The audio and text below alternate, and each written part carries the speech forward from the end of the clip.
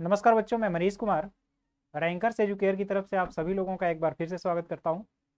जैसा कि पिछले लेक्चर में आप लोगों ने देखा था कि हम लोगों ने समाकलन की प्रक्रिया को, हल करने की विधियों को और समझने की, सबसे इम्पॉर्टेंट है समाकलन में समझना, और समझ करके प्रश्नों को हल करने की विधियों को एक एक करके बारीकी से समझाने का प्रयास किया था।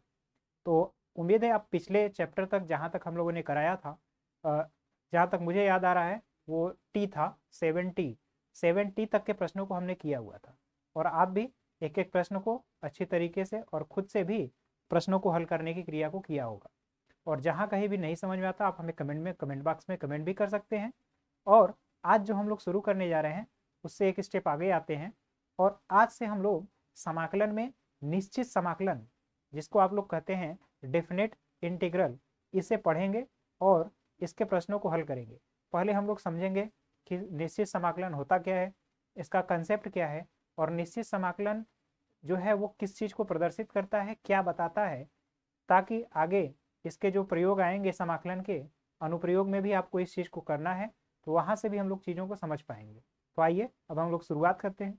पहले निश्चित समाकलन होता क्या है, फिर हम समझेंगे एक एक प्रश्नों को। देखिए, अब आपको समाकलन जो अभी तक आपने किया था उसका मीनिंग या फिर मतलब अब आपको समझ में आएगा कि वास्तव में जो हम समाकलन कर रहे थे वो क्यों कर रहे थे और वो क्या बता रहा था। और मैंने शुरू में भी जब समाकलन की शुरुआत की थी तो वहाँ पर भी फिजिकल इंटरप्रिटेशन मैंने, यानी कि आपको जियोमेट्रिक इंटरप्रिटेशन, ज्यामिति रूप में भी समझाने का प्रयास किया था कि समाकलन किस चीज़ को प्रदर्शित करता है।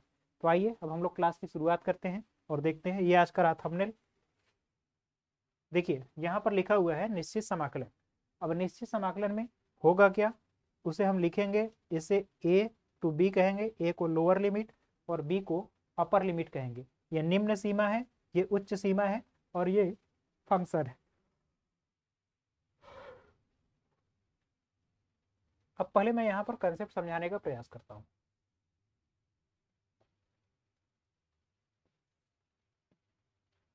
देखिए,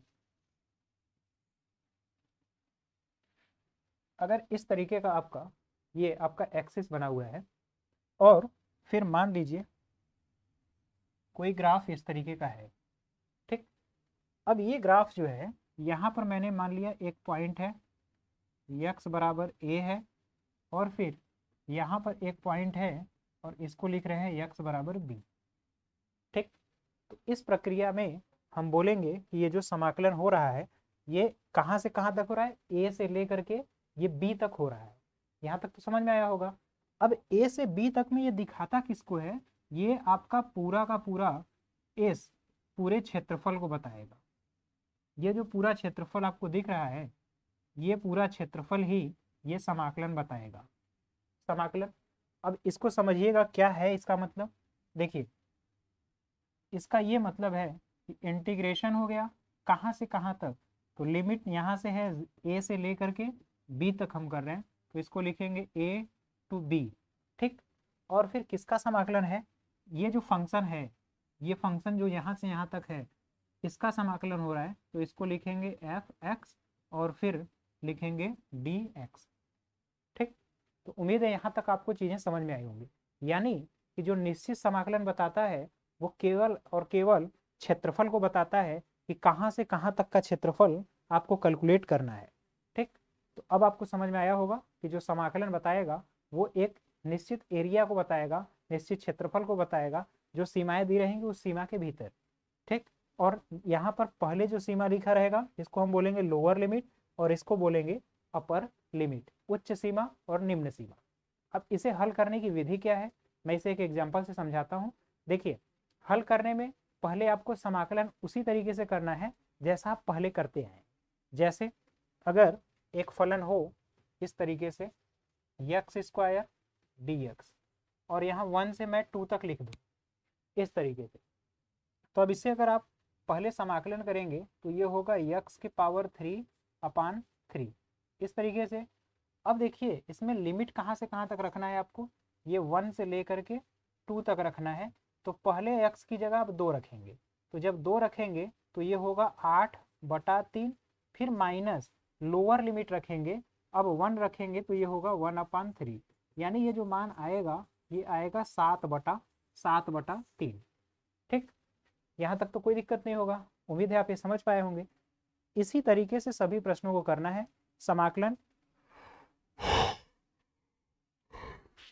जो निश्चित समाकलन है उसके हल करने की विधि यही है कि निश्चित समाकलन की प्रक्रिया में आपको करना यह है कि सबसे पहले आप जो है समाकलन करिए, उसके बाद निम्न सीमा को और उच्च सीमा का, पहले उच्च सीमा का मान रखिए, फिर माइनस करिए, निम्न सीमा रखिए, फिर उस पूरे पद को आप हल कर लीजिए। जो आंसर आएगा वही आपका एग्जैक्ट आंसर होगा और वही इस पूरे एरिया को भी बताएगा जो आपका ये बाउंडेड एरिया है।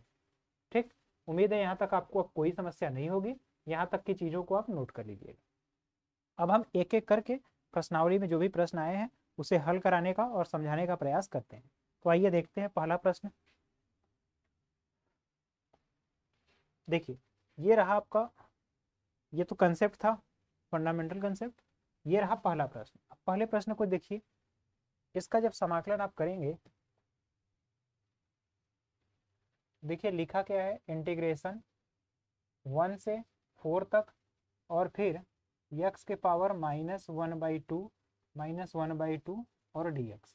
ठीक, समाकलन पहले हम कर लेते हैं। तो समाकलन की प्रक्रिया में करना क्या है, x की पावर -1/2 +1 करेंगे और फिर -1/2 +1, इस तरीके से।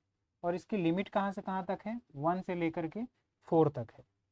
अब क्या करना है, देखिए इसे जब हल करेंगे तो ये होगा x के पावर 1/2 और होल अपान 1/2।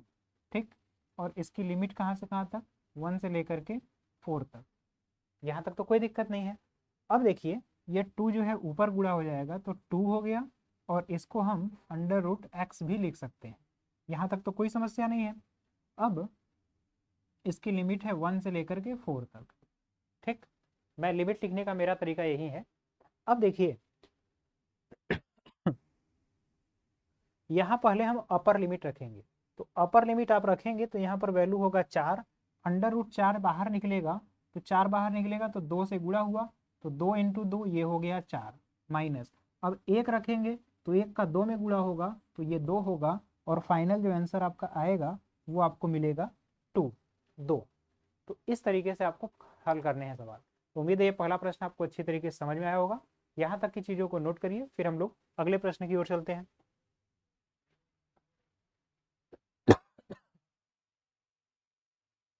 अब देखिए दूसरा प्रश्न है। अब इसके समाकलन करने की विधि आप जानते हैं कि पहले cos² को हम लीनियर फॉर्म में कन्वर्ट करेंगे और लीनियर फॉर्म में कन्वर्ट करने का तरीका आपको पता है। 2 cos 2x बराबर 2 cos² x -1।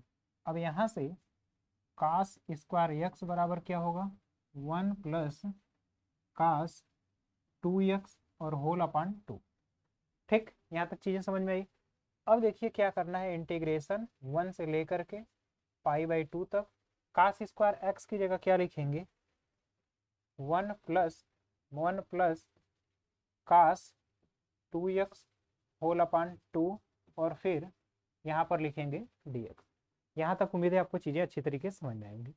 अब बस यहाँ से इसको अलग अलग कर लीजिए और समाकलन कर लीजिए। देखिए यहाँ 1/2 को मैं अलग कर लेता हूँ।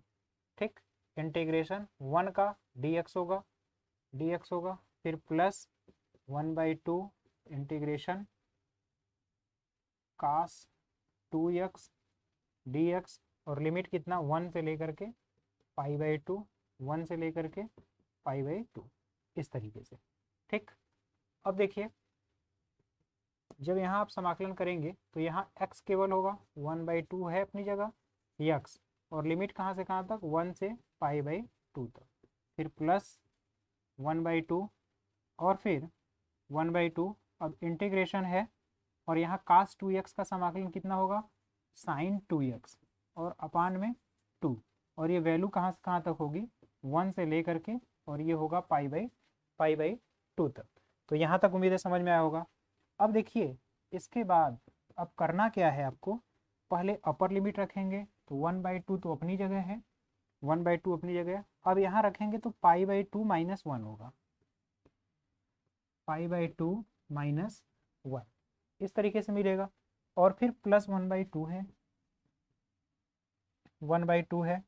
अब देखिए यहाँ पर जब मान रखेंगे तो साइन पाई होगा, और साइन पाई की वैल्यू आप जानते हैं 0 होगा, तो 0 हो गया। और फिर माइनस माइनस माइनस आपको मिलेगा साइन 2, साइन 2 केवल होगा, तो यहाँ पर माइनस साइन इस तरीके से। ठीक, अब आप इसको बस सिंप्लीफाई कर लीजिए, आपका बिल्कुल यही आंसर होगा। तो उम्मीद है यहाँ तक की चीज़ आपको अच्छे तरीके से समझ में आई होगी। इसी तरीके से सभी प्रश्न जो आए हैं इस चैप्टर में हम एक एक करके हल करते चले जाएंगे। एक बार आप थोड़ा सा ये चेक कर लीजिएगा, यहाँ पर 1 से π/2 है या फिर 0 से π/2 है। अगर 0 रहेगा तो जहाँ जहाँ 1 है उसकी जगह हम 0 लिखेंगे, और लिमिटिंग वैल्यू में भी यहाँ पर भी 0 रख करके ही हल करेंगे। तो यहाँ तक चीज़ों को हल कर लीजिए, फिर हम लोग अगले प्रश्न को ध्यान से देखते हैं। देखिए 1/x होता किसका है, log x का।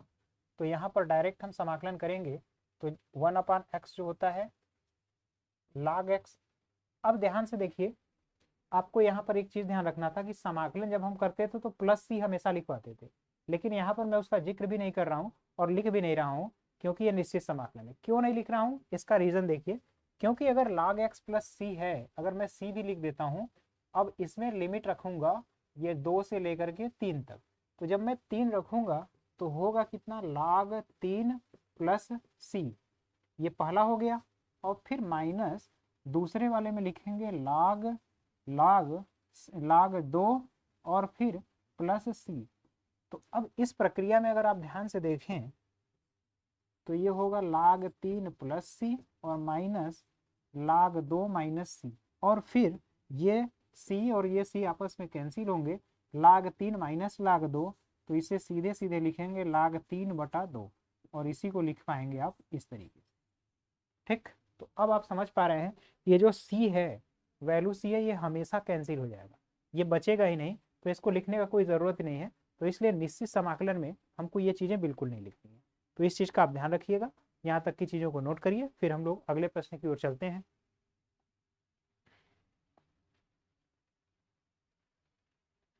अब देखिए ये प्रश्न है, पहले इसका समाकलन आइए हम लोग करते हैं। देखिए सेक स्क्वायर एक्स है, तो सेक स्क्वायर एक्स का डायरेक्ट हम तो जानते नहीं है, किसका अवकलन सेक स्क्वायर एक्स होता है, तो tan x का। तो ये समाकलन डायरेक्ट है, आप जानते हैं tan x, और लिमिट कहाँ से है, 0 से π/4 तक। तो π/4 रखेंगे तो वैल्यू 1 होगा, और माइनस tan 0 का मान आप जानते हैं 0 होगा, तो फाइनली रिजल्ट आएगा 1। तो ये चीज़ आप तो, ये तो काफ़ी आसान क्वेश्चन था, इसको आप खुद से भी कर सकते थे। देखिए थोड़ा सा बड़ा क्वेश्चन है, लेकिन इसको भी हल करने की विधि बिल्कुल वही है। ऐसे प्रश्न आप चाहें तो आप खुद से भी कर सकते हैं। मैं पहले डायरेक्ट समाकलन करता हूँ। तो 4 है इंटू x³ है, तो x के पावर 4/4, ठीक, माइनस 5 है इंटू x के पावर 3/3 प्लस 6 x के पावर 2/2 प्लस 9 है, समाकलन करेंगे तो x होगा। ठीक, यहाँ तक तो कोई दिक्कत नहीं है। अब आपको लिमिट रखना है, लिमिट कहाँ से कहाँ तक, अपर लिमिट आपका 2 है और लोअर लिमिट आपका 1 है, इस तरीके से। यहाँ तक तो कोई समस्या नहीं होगा। अब आपको देखिए थोड़ा सा इसको सिंप्लीफाई करें, 4 से ये कैंसिल होगा 4, और 2 से ये कैंसिल होगा 3 बार में, तो ये हुआ x के पावर 4 माइनस 5/3 x का क्यूब, और फिर प्लस 3x² और फिर प्लस 9x, और फिर लिमिट कहाँ से कहाँ तक है, 1 से लेकर के 2 तक। ठीक, ये चीज़ समझ में आई। अब जो है आपको x की जगह 2 रखना है, तो 2 रखेंगे तो ये होगा 16 माइनस 5/3 इंटू x का क्यूब, यानी 2 दूना 4 दूना 8 होगा, फिर प्लस 3 इंटू x का स्क्वायर यानी 2 का स्क्वायर 4 होगा, और प्लस 9 इंटू 2, ये अपर लिमिट होगा। ये इतनी वैल्यू आपकी अपर लिमिट थी, और फिर माइनस, अब लोअर लिमिट रखेंगे तो 1 होगा माइनस 5/3 होगा, 1 minus 5/3 plus 3 plus 9 plus 3 plus 9, इस तरीके से। अब आपको इसको बस हल कर लेना है। तो देखिए होगा कितना, ये तो हुआ 16, 12, 18, तो 9 दूना 18 और 12 30, 30 10 40 6 46, ये होगा 46 माइनस 40/3, 40/3, ये पूरा हो गया। और फिर माइनस यहाँ से जब देखेंगे तो 9 3 12 1 13, ये होगा 13 माइनस 5/3। ठीक, अब इसको आप तो खुद से हल कर सकते हैं, ये छोटा सा आपका कैलकुलेशन है। यहाँ तक की चीज़ों को नोट करिए, फिर हम लोग अगले प्रश्न की ओर चलते हैं।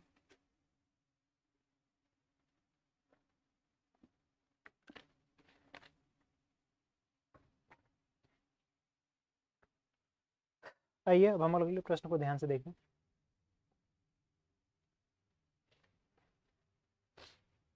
देखिए अब इसमें आपको ये ध्यान रखना है कास एक्स किसका समाकलन होता है। तो कास एक्स जो होता है वो साइन एक्स का होता है, और लिमिट कहाँ से कहाँ तक, π/6 से ले करके π/2 तक होता है। तो अब हम यहाँ जब रखेंगे तो साइन π/2, साइन π/2 और माइनस साइन π/6। तो अब यहाँ से साइन π/2, साइन π/2 का वैल्यू 1 माइनस साइन π/6, साइन π/6 का मतलब साइन 30, साइन 30 का मान ये साइन 30 होगा 1/2, तो ये फाइनली वैल्यू होगा 1/2। आइए अब हम लोग अगले प्रश्न को देखें। देखिए इस प्रश्नावली में जितने भी प्रश्न हैं वो काफ़ी इजी टाइप के प्रश्न हैं आपके। अब देखिए ये प्रश्न है e के पावर x का, तो आप जानते हैं e के पावर x का समाकलन e के पावर x ही होगा। तो e के पावर x का e के पावर x हो गया, लिमिट 4 से लेकर के 5 तक है, तो e के पावर 5 माइनस e के पावर 4, ये आपके वैल्यू होगी। इसे अगर आप सिंप्लीफाई करना चाहें तो इससे छोटा सिंप्लीफाई नहीं होगा, भले आप अगर वैल्यू रख करके चेक करना चाहें तो आप खुद से भी कर सकते हैं। देखिए ये क्वेश्चन, अब ये क्वेश्चन आपका बनता है वो वाला टाइप जिसमें आपकी लाख की फॉर्म में रख करके सवाल हल होता है। पिछले लेक्चर में भी ये फार्मूला आया हुआ था। अब जितने फार्मूले आप पहले पढ़ चुके हैं उन्हीं फार्मूलों का बस अप्लीकेशन है, उसी फार्मूलों को यूज करके ही आपको क्वेश्चन हल करना है। तो देखिए ये रहा क्वेश्चन। तो इसमें आप एक प्रश्न पढ़े होंगे 1/x² माइनस a² का, इस तरह का फार्मूला था। अब देखिए x² माइनस a² है, ठीक। अब ये बनता किस में है, 1/2a log a² minus x² एक होता है, और एक x² माइनस a² है। तो अगर 1/√रूट रहता है तब तो log वाला होता है, आपको ये इतना तो पता है। लेकिन ये 1/x² माइनस a² है, तो अगर हम इसमें से एक बार माइनस कॉमन ले लें, देखिए एक बार अगर जैसे ही माइनस कॉमन लेंगे, माइनस 1/a² माइनस x², तो ये जो है फार्मूला आपका tan इनवर्स, सॉरी ये तो tan, क्योंकि tan इनवर्स और काट इनवर्स इसमें आते नहीं है। साइन इनवर्स कितना होता है, अंडर रूट में 1 - a² होता है, अंडर रूट में होता है, तो यहाँ पर वो अंडर रूट भी नहीं लगा हुआ है। और under root a² plus x², ये अंडर रूट 1 प्लस x², ये tan इनवर्स के फार्मूले में आता है। तो यहाँ पर अगर आपको याद हो तो log x, log 1/2a log x plus a upon x minus a, इस तरह का जो फार्मूला आता है ये आपका लगाना है। और अगर अंडर रूट रहता है तो log x plus under root x² minus a² और under root x plus a², इस तरीके का फार्मूला आपका आता है। तो शायद मुझे जहाँ तक याद आ रहा है पिछले लेक्चर में कुछ गलतियाँ हुई होंगी, तो वहाँ पर आप एक बार मैच कर लीजिएगा। पिछले लेक्चर में शायद मैंने इस फार्मूले को 1/√, इसका जो फार्मूला होता है log x plus under root, ये फार्मूला होता है। लेकिन कल मुझे जहाँ तक याद आ रहा है मैंने इसी चीज़ को गलती से कई जगह 1/2a और log 1/2a log x minus a upon x plus a upon x minus a, इस वाले फार्मूले पर करा दिया है। तो ये जो फार्मूला आता है ये आपका इस तरीके का फार्मूला रहेगा तब, या log 1/x² प्लस a², इस तरीके के फार्मूले पर अप्लाई होगा, ठीक। तो ये जो थोड़ी सी गलती है इसको आप अपने आप से हैंडल कर लीजिएगा। अब आइए हम यहाँ पर क्वेश्चन हल करते हैं। तो यहाँ पर जो क्वेश्चन होगा 1/2a log x माइनस ए, 1/2a log x माइनस ए अपान एक्स प्लस ए, इस तरीके से। तो अगर अब हम यहाँ समाकलन करें तो देखिए इसका जब समाकलन करेंगे तो 1/2a की जगह 1 है, log x माइनस ए, तो x माइनस 1 अपान एक्स प्लस 1। अब आपको लिमिट रखना है 2 से 3 तक, लिमिट आपको 2 से 3। पहले 3 रखेंगे तो 1/2 log, पहले 3 जब रखेंगे तो log 2/3 और 1 4, ये हुआ। फिर माइनस 1/2 log, अब यहाँ जब 2 रखेंगे तो log 1 और बटे जब 2 1 3 हो जाएगा, ये इस तरीके से। तो उम्मीद है ये चीज़ आपको अच्छे तरीके से समझ में आया होगा। इसको और थोड़ा सिंप्लीफाइड फॉर्म में आप लिख सकते हैं। तो यहाँ तक की चीज़ों को नोट करिए, फिर हम लोग अगले प्रश्न की ओर चलते हैं।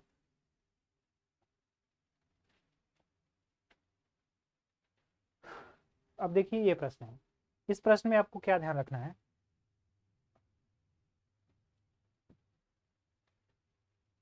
आप जानते हैं 1/√1 माइनस एक्स स्क्वायर, ये साइन इनवर्स एक्स का है। तो आपको साइन इनवर्स एक्स लिखना है 0 से लेकर के 1 तक, ठीक। अब ये हुआ साइन इनवर्स 1 और माइनस साइन इनवर्स 0। तो यहाँ से बनेगा क्या, साइन इनवर्स 1 कितने की वैल्यू होती है, साइन π/2, साइन 90 की, और माइनस यहाँ पर साइन इनवर्स 0 कितना होता है, साइन 0 की वैल्यू। तो ये तो पूरा का पूरा टर्म 0 हो गया और यहाँ पर केवल बचेगा π/2। तो ये आपका फाइनल रिजल्ट होगा। इस तरीके से आपको ऐसे प्रश्नों को हल करने हैं। तो इस प्रश्नावली में लगभग सभी के सभी प्रश्न पीछे जितने भी आपने फार्मूले पर क्वेश्चन कर लिया है, उस फार्मूले के बेसिस पर ही क्वेश्चन आपको हल कर रहे हैं। तो यहाँ तक की चीज़ों का स्क्रीनशॉट लीजिए, फिर हम लोग अगले प्रश्न की ओर चलते हैं।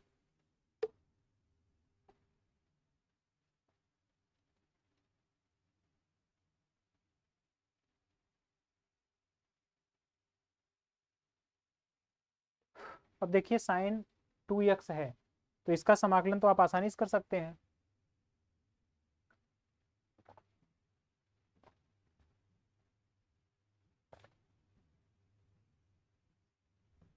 जीरो से π/2 साइन 2x है, तो ये किसका होता है, कास 2x माइनस में अपान 2।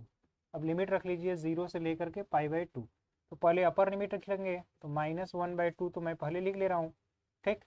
अब अपर लिमिट रखूँगा तो कास पाई हो जाएगा, कास पाई, फिर माइनस लोअर लिमिट इसमें रखूँगा तो माइनस माइनस तो प्लस हो गया 1/2 और कास 0, ठीक।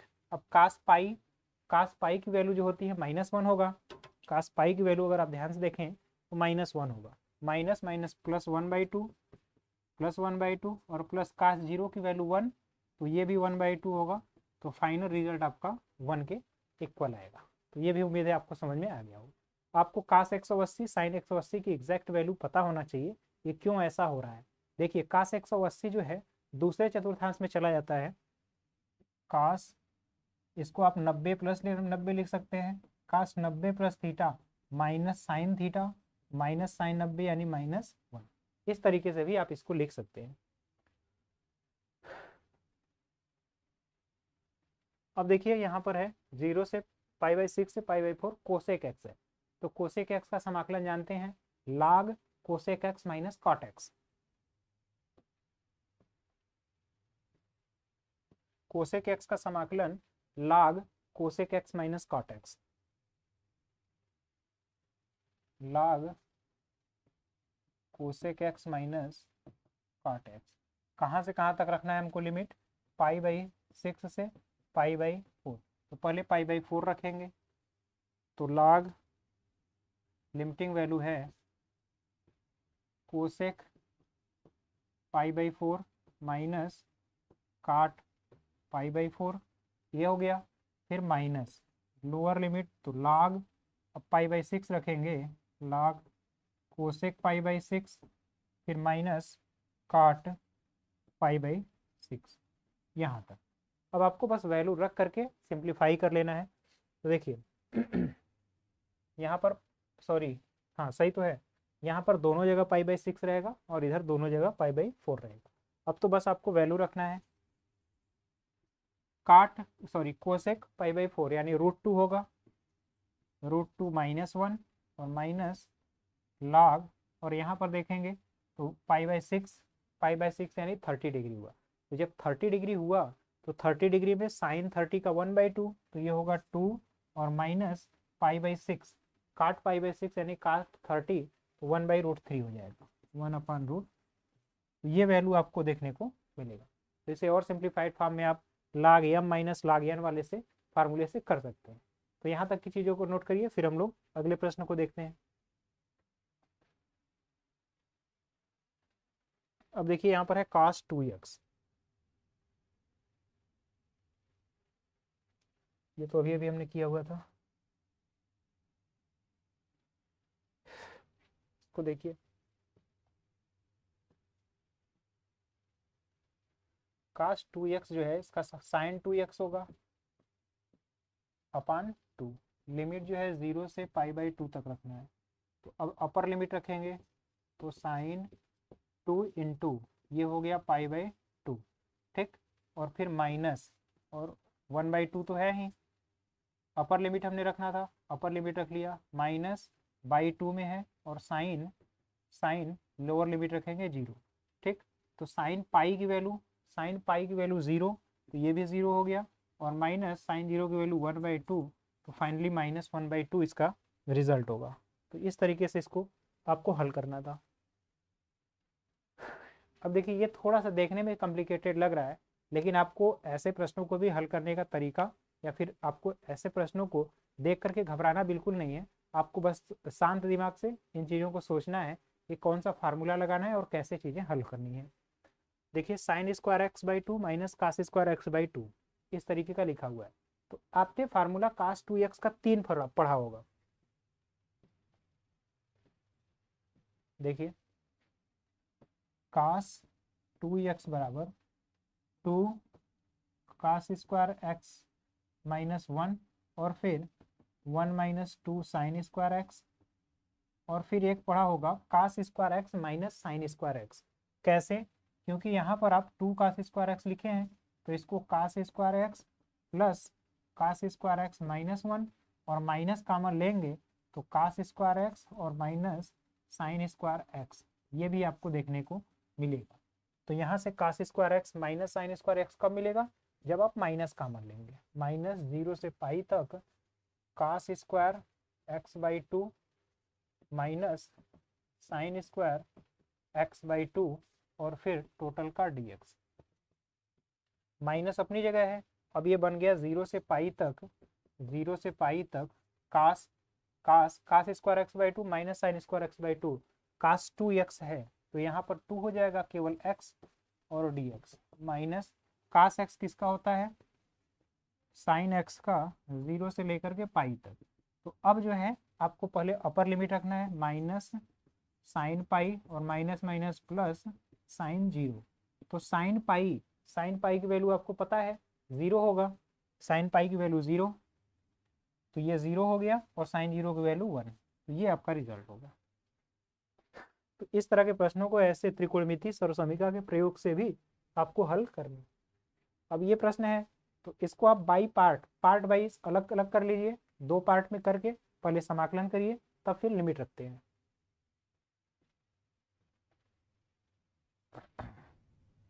देखिए x है इंटीग्रेशन 0 से 1 तक x प्लस 0 से 1 तक साइन पाई x/4 dx। अब इसका हम खंडशः समाकलन करेंगे।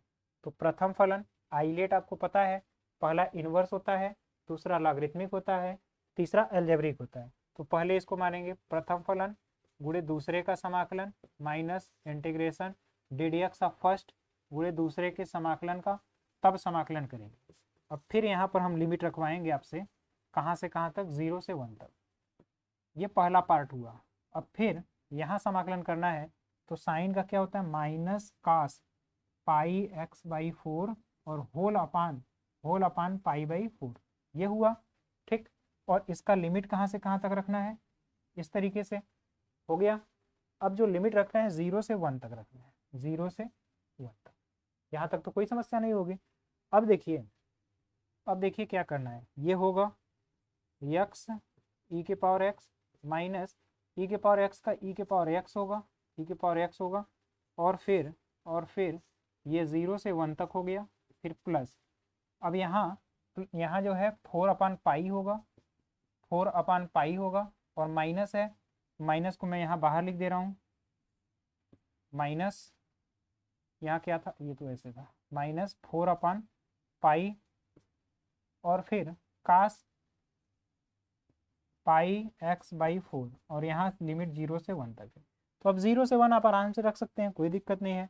1 रखेंगे आपको तो ई के पावर x ई माइनस ई मिलेगा, 0 हो गया। अब 0 रखेंगे तो 0 रखेंगे, ये 0 होगा, और यहाँ -1 मिलेगा। तो फाइनली ये वाली वैल्यू -1 होगी, और माइनस 4/पाई होगा, 4/पाई। कास रखेंगे 1 रखेंगे तो कास पाई/4, कास पाई/4 की वैल्यू 1/√2 होगा। इसको मैं ब्रैकेट ही लगा देता हूँ, तो 1/√2, और फिर माइनस कास 0 की वैल्यू 1। तो ये फाइनल रिजल्ट आपका होगा। इसमें आप अगर मल्टीप्लाई कर लें तो -1 माइनस 4/पाई√2, और फिर माइनस माइनस +1, तो ये वैल्यू कैंसिल होगी। फाइनली -4/पाई आपको मिलेगा पाई√2। इस तरीके से आपको ये चीज़ें देखने को मिली। तो यहाँ तक की चीज़ें आप नोट कर लीजिए, फिर हम लोग अगले प्रश्न की ओर आते हैं और देखते हैं कि प्रश्न को किस प्रकार से हल करना है।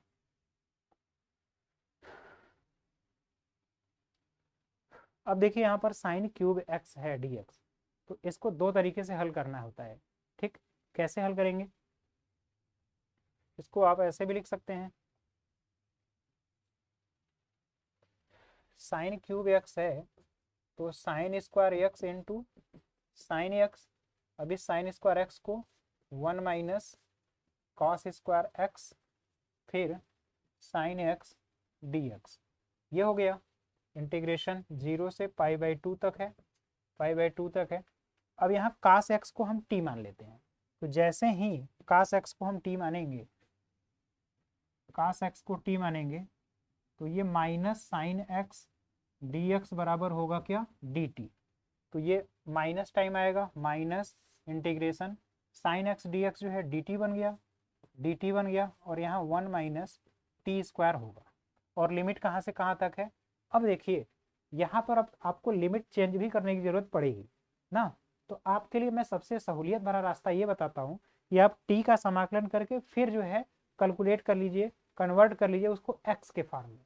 तो देखिए ये हुआ, अब इसका समाकलन अब करेंगे तो माइनस टी हो जाएगा, और प्लस टी स्क्वायर, तो टी क्यूब हो जाएगा, t³ अब टी की वैल्यू आप रख लीजिए कास एक्स, तो ये फाइनली कन्वर्ट होकर के आएगा माइनस कास एक्स, और फिर प्लस कास क्यूब एक्स होल/3। अब कहाँ से कहाँ तक रखना है आपको, 0 से पाई/2 तक। अब एक बार आप पाई/2 रखिए, फिर माइनस करके 0 रख लीजिए। तो ये तो आप खुद से भी कर सकते हैं। देखिए पाई/2 में रखूँगा तो दोनों वैल्यू 0 हो जाएगा, और फिर 0 रखेंगे तो माइनस टाइम्स, तो माइनस माइनस ये प्लस होगा, कास 0 की वैल्यू 1, और फिर ये माइनस हो जाएगा, माइनस होगा, ये भी कास 0 की वैल्यू 1। तो फाइनली आपको 0 वैल्यू देखने को मिलेगा। तो उम्मीद है ये क्वेश्चन भी आपको अच्छे तरीके से समझ में आया होगा। तो यहाँ तक की चीज़ों का आप स्क्रीनशॉट लीजिए, फिर हम लोग अगले प्रश्न की ओर चलते हैं और देखते हैं कैसे हल करना। देखिए इस प्रश्न में, इस प्रश्नावली में और भी जितने प्रश्न हैं उन सभी प्रकार के प्रश्नों में यही कंसेप्ट है। अब देखिए यहाँ पर जब आप चीज़ों को ट्रांसफार्म करके फलन को एक से दूसरे फॉर्म में ले जाएंगे, जैसे एक्स से मैं टी में ले गया, तो टी में ले जाएंगे, तो अगर आप वहीं हल कर रहे हैं तो वहीं हल करने का तरीका ये है कि आप यहाँ से लिमिट चेंज करिए। लेकिन अक्सर यहाँ समस्या होती है लिमिट चेंज करने में, लिमिट जब चेंज करने में समस्या होती है तब आप क्या करिए, इसको पहले टी से फिर कन्वर्ट कर लीजिए एक्स के फॉर्म में, और एक्स के फॉर्म में आपको लिमिट पता है और उसी फॉर्म में आप लिमिट भी रख लीजिए। सबसे अच्छा तरीका ये, नहीं तो आपको फिर यहाँ से लिमिट चेंज करना होगा कि जब 0 रखेंगे तब हमारा, जब x क्या हो 0, तब हमारा t क्या होगा, काश 0 की वैल्यू 1 होगा। जब हमारा x पाई/2 होगा तब t कितना होगा 0। इस तरीके से आपको लिमिट भी चेंज करना पड़ेगा। तो यहाँ तक की चीज़ों को नोट करिए, फिर अगले प्रश्न को हम लोग ध्यान से देखते हैं। अब देखिए ये साइन 2x है, इसका तो समाकलन आप अच्छे तरीके से कर सकते हैं।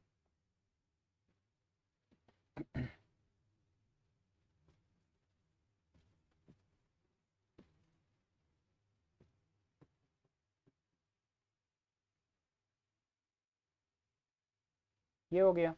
अब ये -1/2 0 से π/4, ये आपका लिमिटिंग केस है, इसको बस आपको लिमिट रख लेना है। यहाँ पर कास 90 होगा, कास 90 की वैल्यू 0 होगी, माइनस कास 0 होगा तो ये वैल्यू 1 होगा, और ये फाइनली प्लस 1/2 देखने को मिलेगा। इस क्वेश्चन को अभी अभी आपने हल भी किया है। एक्स ई के पावर एक्स स्क्वायर है, तो यहाँ पर देखिए आपको एक्स स्क्वायर को आपको टी मान लेना है, तो 2x dx बराबर dt होगा, यानी x dx बराबर dt अपॉन 2 होगा, यानी इंटीग्रेशन 0 से 1 तक x है और dx है, ये बन जाएगा 1/2 टाइम्स dt, और x dx dt हो गया e के पावर t। e के पावर t का समाकलन आप जानते ही हैं, e के पावर t ही होगा, और ये 0 से 1 होगा, तो 1/2 इंटू ई के पावर t है तो e के पावर t ही होगा, और फिर t की जगह हम रखेंगे एक्स स्क्वायर। अब आप लिमिट रख लीजिए 0 से 1 तक। इस तरह से आपको ऐसे प्रश्नों को हल करना है, तो आप तो लिमिट आसानी से रख सकते हैं, कोई भी समस्या नहीं होगा। तो यहाँ तक की चीज़ों को नोट करिए, फिर अगले प्रश्न को ध्यान से देखते हैं।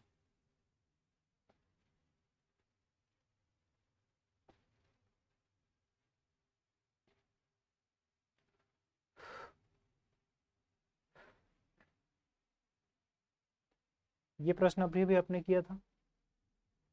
देखिए इसमें भी आपको थोड़ा सा मानना ही है, लेकिन हम मानने की तरीके से क्वेश्चन को हल पहले भी किए हैं और अब भी करेंगे।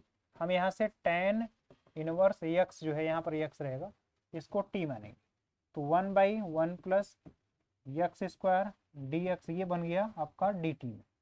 तो यहाँ से अब पहले केवल समाकलन कर लो, तो इंटीग्रेशन है, ये हो गया, आप इसको माना था t, और फिर dx अपान दिस पूरा dt हो गया, इसका समाकलन करेंगे t²/2। अब t आपने किसको माना था, tan inverse x, tan inverse x का होल स्क्वायर अपान 2। अब लिमिट कहाँ से, 1 से √3 तक, 1 से √3। अब आप आसानी से मान रख सकते हैं। देखिए पहले √3 जब हम रखेंगे तो tan इनवर्स x की जगह √3 और इसका होल स्क्वायर अपान 2, और फिर माइनस माइनस, अब क्या रखेंगे tan इनवर्स 1 का होल स्क्वायर अपान में। ठीक, यहाँ तक तो कोई दिक्कत नहीं है। अब आपको क्या करना है, यहाँ से लिखा है tan इनवर्स √3, इसको आप लिख सकते हैं tan इनवर्स √3 की जगह tan π/√3, tan π/3 की वैल्यू होती है π/3, तो यहाँ से ये कैंसिल होगा, तो ये वैल्यू हो गई π/3 का होल स्क्वायर, π/3 का स्क्वायर, और यहाँ 1/2 में लिख दे रहा हूँ, π/3 का स्क्वायर माइनस ये होगा tan π/4, तो π/4 का स्क्वायर, और अपान 2 तो बाहर ही है, इस तरीके से। अब एक बार यहाँ से होगा π/3 माइनस π/4, π/3 प्लस π/4, तो अब तो इसको आप खुद से हल कर सकते हैं। तो इस तरह से आपको प्रश्नों को हल करना। देखिए पहले मैं इसको t में ले गया, फिर t से x में कन्वर्ट कर लिया, तब जा करके लिमिट फाइनली रख रहा हूँ। जब आप ओरिजिनल फंक्शन में फिर से पहुंच जाइए तभी आप लिमिट रखिए।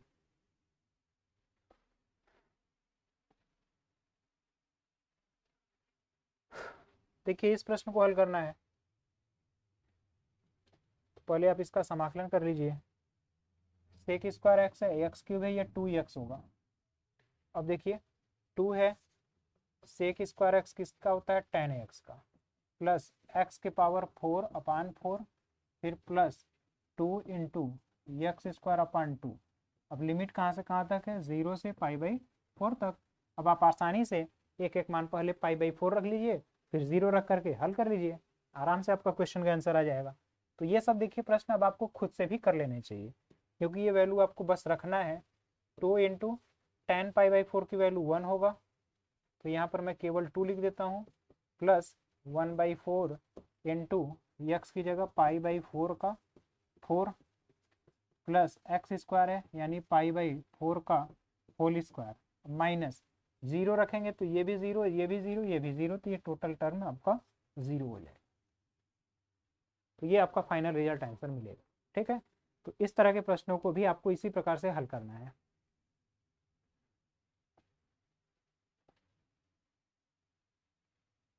अब थोड़ा सा देखिए कॉम्प्लिकेटेड क्वेश्चन आ रहा है। अब ऐसे प्रश्नों को आपको देखिए हल करने का तरीका खोजना होगा कि किस तरीके से हमें हल करना है। तो पहले आपको इसे उचित भिन्न में बदलना होगा। जब अंश का घात और हर का घात दोनों बराबर होता है तो आप पहले भी जानते हैं, उसे पहले उचित भिन्न में बदलेंगे, तब जाकर के समाकलन करेंगे और फिर हम उसका लिमिट रखेंगे। ठीक है, तो ये बात आपको समझ में आई होगी। तो पहले देखिए, इसको अगर उचित भिन्न में आपको बदलना है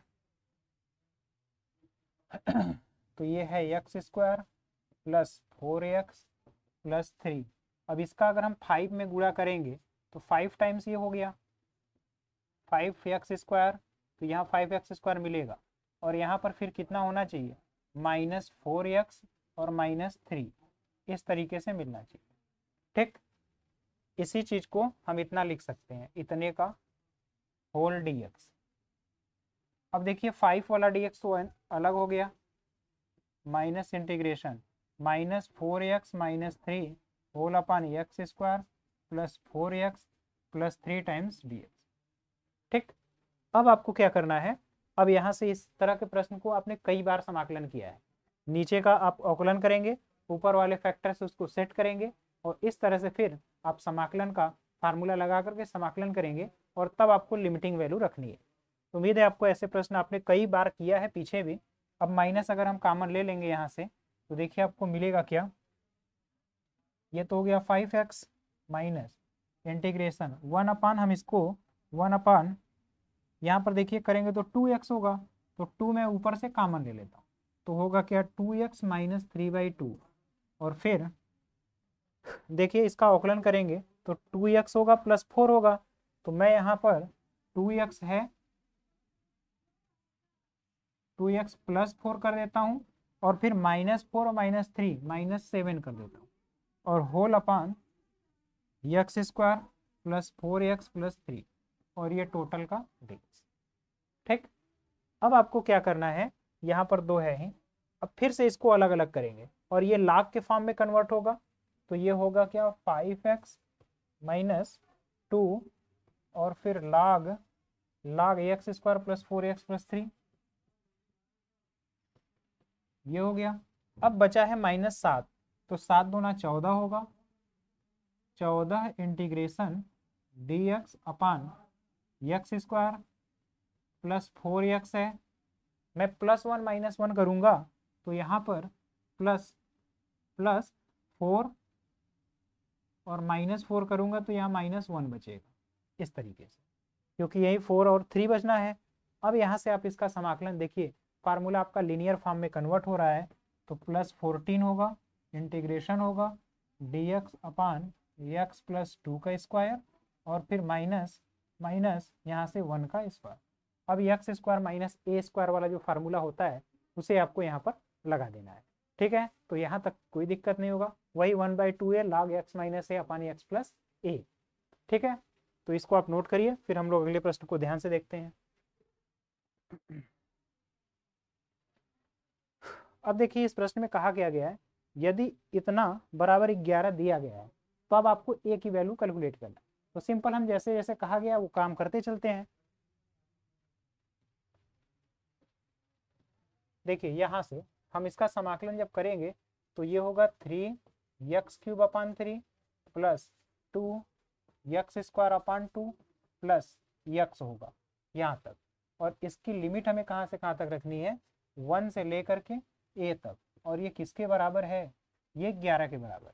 अब a की वैल्यू यहाँ से देखिए, अब हम रखेंगे जब, तो x का क्यूब रखेंगे यानी a का cube plus a square plus a, और फिर माइनस ये भी 1 1 1, तो -3 होगा, -3 हो जाएगा, क्योंकि देखिए जब हम 1 रखेंगे तो 1 1 और 1 3 होगा, और बराबर 11 है, इसको उस साइड ले जाएंगे तो a³ plus a² plus a बराबर 11 और 3 कितना हो गया 14।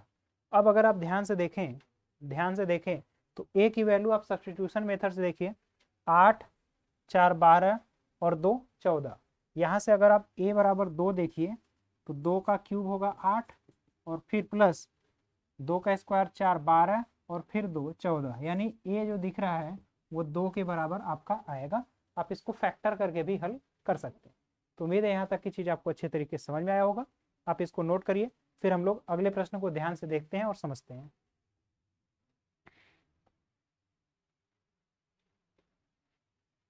ये रहा आज का लास्ट प्रश्न। अब इस प्रश्न में ध्यान से देखिए, अगर नीचे का हम अवकलन करेंगे तो ऊपर से आप पहले 2 कॉमन ले लीजिए, इंटीग्रेशन है, 2 कॉमन लेंगे, 3 कॉमन ले लेते हैं, 3, ये 0 से 2 है, 3 कॉमन लेंगे तो 2x प्लस 1 बचेगा और अपान x² प्लस 4 है। अब इसको हम अलग अलग कर लेते हैं, 3 है, इंटीग्रेशन 0 से 2 तक, 2x है, अपान x² प्लस 4, ये dx हो गया, प्लस 3 टाइम्स इंटीग्रेशन 0 से 2 तक 1 अपान x² प्लस 2 का स्क्वायर dx।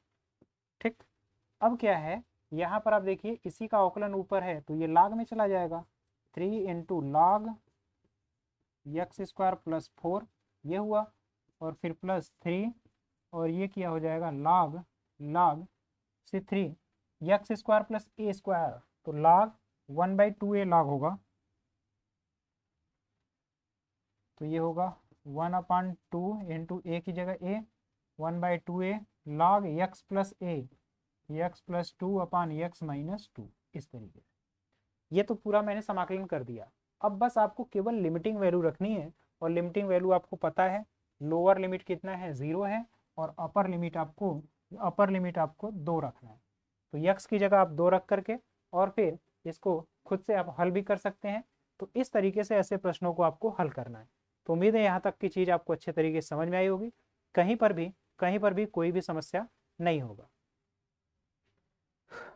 यहाँ पर देखिए थोड़ी सी गलती हो रही है, यहाँ पर जो समाकलन होगा ये tan इनवर्स वाला बन रहा है, 3 है, अभी को मैं देख रहा हूँ, क्योंकि 1 अपान x² प्लस a² ये बनता है 1/a tan inverse x/a integration ये dx, तो x² प्लस a² जो बनेगा 1/a tan inverse x upon a यानी x/2, इस तरीके से।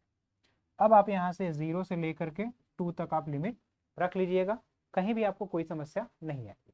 तो संभवतः ये आज का इस प्रश्नावली का लास्ट क्वेश्चन था।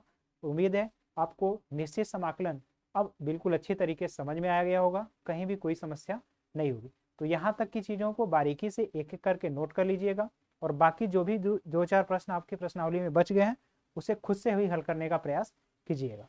अब हम लोग अगले प्रश्नावली की शुरुआत करेंगे, और अगले लेक्चर में देखेंगे कि आगे कौन सा कंसेप्ट आएगा, और एक एक कंसेप्ट को बारीकी से पढ़ेंगे और समझने का प्रयास भी करेंगे कि कैसे प्रश्नों को अच्छी तरीके से हल कर सकते हैं। तो इस तरह आज अब अपने से भी कुछ सवाल लगाइएगा और बार बार रिवीजन करिए, फार्मूलों को रिवाइज करिए, क्योंकि देखिए कभी कभी गलतियां जैसे हमसे भी हो जा रही हैं, तो अगर आप फार्मूले रिवाइज किए रहेंगे तो आपको माइंड में तुरंत इंस्टेंट वो चीज़ें स्ट्राइक करेगी कि यहाँ पर ये फार्मूला लगाना है, जिससे आपकी गलतियों के होने के चांस कम हो जाएंगे। तो इस तमाम बातों के साथ आज का आपका हमारा साथ देने के लिए बहुत बहुत धन्यवाद। मिलते हैं नेक्स्ट लेक्चर में, तब तक के लिए जय हिंद।